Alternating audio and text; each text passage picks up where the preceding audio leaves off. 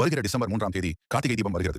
அன்றைய தினம் நாம் வீட்டில் என்னவெல்லாம் செய்யலாம், என்னவெல்லாம் செய்யக்கூடாது என்பதை இந்த பதிவில் காணலாம். நீங்கள் நமது சேனலுக்கு புதிதாக வந்துள்ளீர்கள் என்றால் நமது ஆன்மீக சரணாலயம் சேனலை சப்ஸ்கிரைப் செய்துவிட்டு இந்த பதிவை லைக் செய்து வைத்துக் கொள்ளவும். வாருங்கள் இப்பொழுது கார்த்திகை தீபம் என்று என்ன செய்யலாம், செய்யக்கூடாது என்பதை பார்க்கலாம். கார்த்திகை தீபம் அன்று அசைவம் எடுக்கவோ சமைப்பது சாப்பிடவோ கூடாது. கார்த்திகை தீபம் அன்று வீடு மாறுவதோ இல்லை பொருட்களை மாற்றுவதோ கண்டிப்பாக செய்யக்கூடாது. பூஜை செய்யாமல் இருக்கக்கூடாது. கண்டிப்பாக எந்த அறையும் விளக்கேற்றாமல் இருக்கவே கூடாது. வீட்டில் உள்ளவர்கள் எந்த சண்டை வாக்குவாதம் எதையும் செய்யக்கூடாது. விளக்குகள் அனைத்தும் தானாக குளிர வேண்டும். நீங்கள் கட்டாயம் அதை அணைக்கக்கூடாது.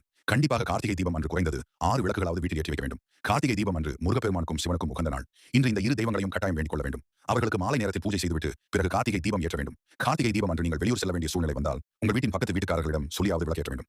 கார்த்திகை அன்று வீடு கண்டிப்பாக இருண்டு போய் கிடக்கூடாது. வீட்டில் உள்ள பெண்கள் அன்றைய தினம் விளக்கேற்ற முடியாத சூழ்நிலையில் இருந்தால் வீட்டில் மற்றவர்களிடம் சொல்லி விளக்கேற்ற வைக்க வேண்டும். கார்த்திகை தீபம் அன்று வெளியில் குத்து விளக்கு வைத்து குத்து விளக்கிலும் குத்து விளக்கை சுத்தியும் விளக்கேற்ற வேண்டும். கார்த்திகை தீப திருநாள் அன்று முருகன் கோவிலுக்கு சிவன் கோவிலுக்கு செல்வது நல்லது. கார்த்திகை தீபம் அன்று பழைய விளக்குகளையும் நீங்கள் ஏற்றி வைக்கலாம். ஆனால் ஒரு விளக்கு 2 விளக்காவது புதிதாக வாங்கி ஏற்றி வைங்கள். மேலும் இது போன்ற தொடர்ந்து ஆன்மீக தகவல்கள் பெற நமது ஆன்மீக சரணாலயம் சேனலை சப்ஸ்கிரைப் செய்து வைத்துக் கொள்ளவும்.